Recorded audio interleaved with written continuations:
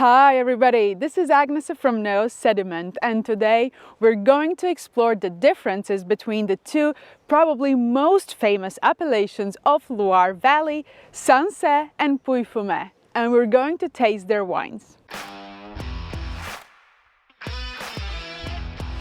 Loire Valley is a large winemaking region stretching from the inland area around the city of Orleans all the way west until it meets the Atlantic Ocean. Its most famous appellations, Sancerre and Pouilly-Fumé, are located in the central part of the valley, facing each other across the river. And here is the first difference between the two appellations I want to address before we even begin. Sancerre is a colorful appellation, meaning you can find pink, red and white wines labeled as Sancerre. Pouilly-Fumé, on the other hand, is always white. And that is what we're going to focus on today, the white expressions of these two appellations. We will compare and contrast them and hopefully finish with a very nice tasting at the end. As I mentioned at the beginning, Sancerre and Pouilly-Fumé are located at the central part of Loire Valley. I drove from Nantes to Sancerre and it took a good 4 hours to reach the area from the coastal part. So both of these appellations are less exposed to the cooling influences of the Atlantic and usually experience colder winters and warmer summers than the Loire vineyards closer to the coast. Sancerre is located on the left bank of Loire River, while Pouilly-Fumé appellation lies on the right bank. Sancerre appellation covers little over 3,000 hectares of vineyards. The area is very picturesque with rolling hills and some truly impressive steep vineyards of different exposures, therefore creating a very diverse terroir. Pouilly-Fumé is much smaller appellation with just under 1,400 hectares under the vineyards. And it seems that here vineyards are defined by less dramatic landscape, but nevertheless the terroir is just as diverse. So here comes the really exciting part, or at least exciting in my book. One of the soil types found in both Sancerre and Pouilly-Fumé is Kimmeridgian marl, the same soil so closely linked with the top vineyards of Chablis. Locally, it is referred to as terres blanches and is responsible for the most structured, concentrated and long-lived wines. There are two more soil types found in both Sancerre and Pouilly-Fumé, limestone or caillotte, mostly found on flatter lands and responsible for wines offering more immediate appeal. And then there is flinty clay, so yes, silex is found in both appellations. Pouilly-Fumé has two more soil types, Portlandian limestone, also closely linked with Chablis, and sandy clay.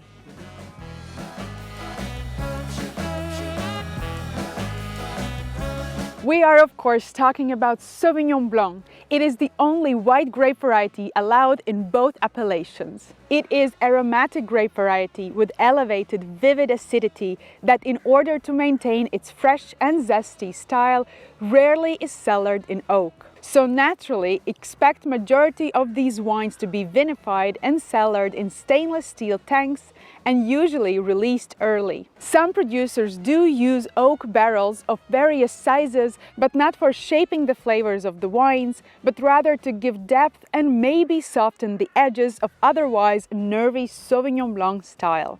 I will be making another video where I'll be focusing only on Sancerre, where I will discuss this in greater detail, but I also want to mention it here. I am not sure if it was my financial situation as a young student/waitress, since the best examples were simply out of reach for me back then, or whether it is the style and quality that has changed. But today I see Sancerre as this great, top quality winemaking region. Of course, there are still those simple, crisp, one-dimensional, primary fruit-driven white wines that so typically represent their grape variety: lime, lemon, asparagus, brisk acid and light body. But overall, nothing to write exciting stories about. But truly thrilling wines are made from lower yielding vines, maybe harvested later, sourced from single vineyard or single plot, sometimes from incredibly steep sites of Kimmeridgian clay soils. These wines offer more restrained but ripe orchard fruit flavors of high concentration,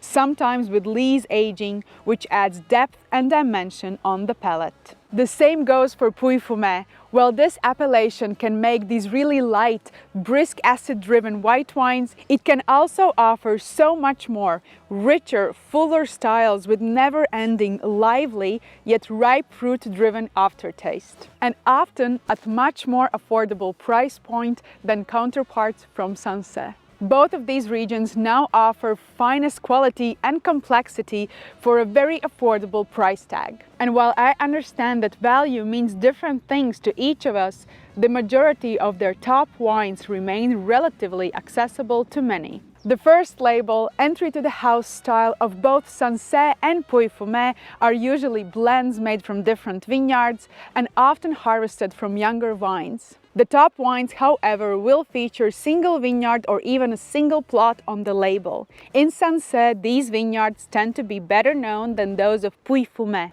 Think of Le Mondain, Cul de Bougeot, Les Romaines, and La Grande Côte. By contrast, while Pouilly-Fumé also makes some amazing single vineyard wines, the sites themselves are usually less recognized.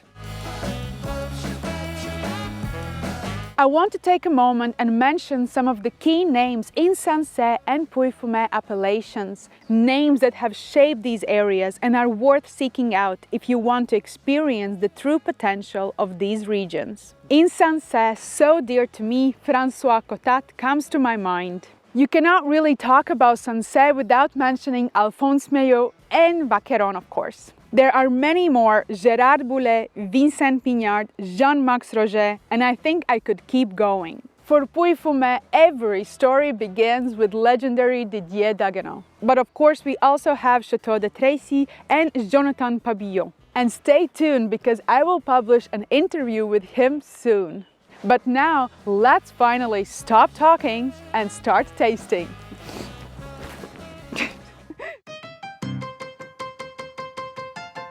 All right, so we have moved from rainy spot to a really windy spot, but the time has come and we have to open these wines. So I have my trustworthy riddles. And let's open the wines. We will start with Sancerre.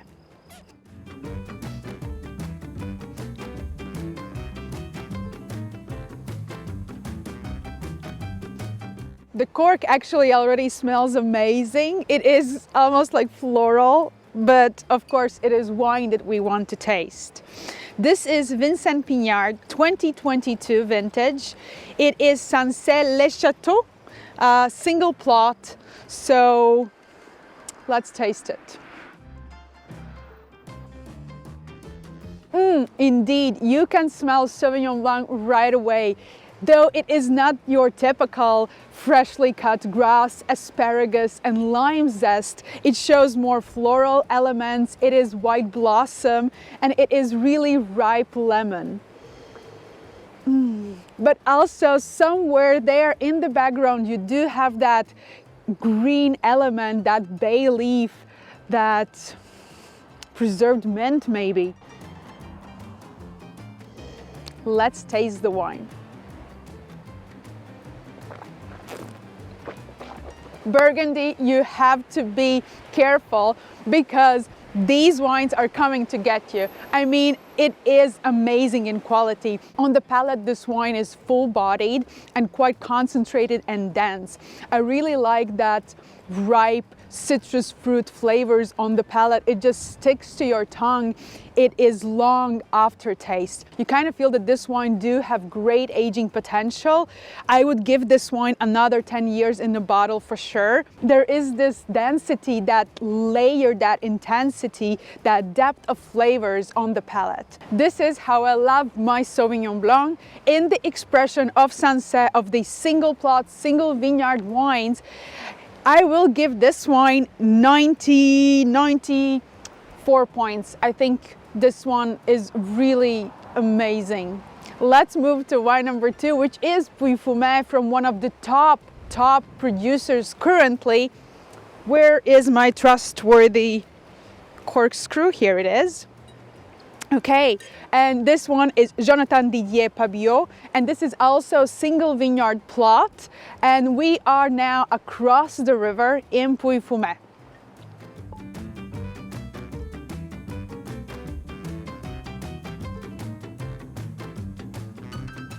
Okay, here we have 2023 vintage, so 1 year younger than the Sancerre. Here on the nose, we are talking about slightly different characteristics. Wine number one, the Sancerre, it was more open and maybe slightly shyer as well, like not as intense, not as nervy on the nose. But Pouilly-Fumé here really seems like it wants to get out and wants to impress us with this really intense, nervy aroma.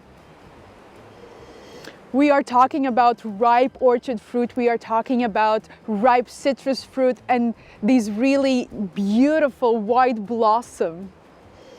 Acacia flower. Let's taste it. Oh my, oh my, oh my, oh my.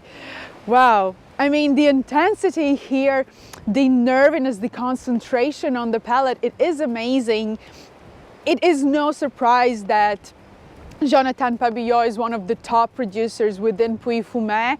This is high quality beauty that we are having in the glass. In the aftertaste, you feel both ripe fruit and you feel these herbs, these slightly greenish elements that are so typical of Sauvignon Blanc, but not greenish in a way that this is harvested too early or unripe, but greenish in a way that it just adds flavors and depth and complexity to the wine. We have these herbs, we have the rosemary, we have some thyme and some like that really beautiful floral element.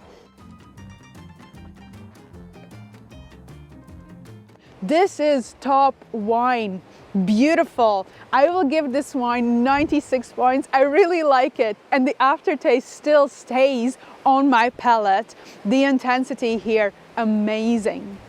One thing for sure, there are people who claim that in the blind tasting, they could identify Sancerre versus Pouilly-Fumé. I will not be the one. I'm sure I cannot do that. These both are amazingly high quality wines, and maybe I felt in my mind that there are some differences, but these are producers that maybe these differences are based on and their specific terroir. And I am sure that there would be the same differences between different producers within Pouilly-Fumé and different producers within Sancerre. So I will definitely not claim that I could identify these wines in a blind tasting. I would say that both of these appellations represent absolutely beautiful style of Sauvignon Blanc and what Sauvignon Blanc actually can be, and the fact that it is not made only for immediate consumption or immediate appeal. These wines can definitely age. I'm not sure whether or not they can age for 20, 30 or 50 years like maybe top red Bordeaux, but for sure they can stay in the bottle for another few years. So let me know in the comments what are your thoughts on both of these appellations, on Sauvignon Blanc in general, or maybe you are one of those super rare, beautiful people who can actually identify Pouilly-Fumé versus Sancerre. And if you like this video, make sure to watch this video next.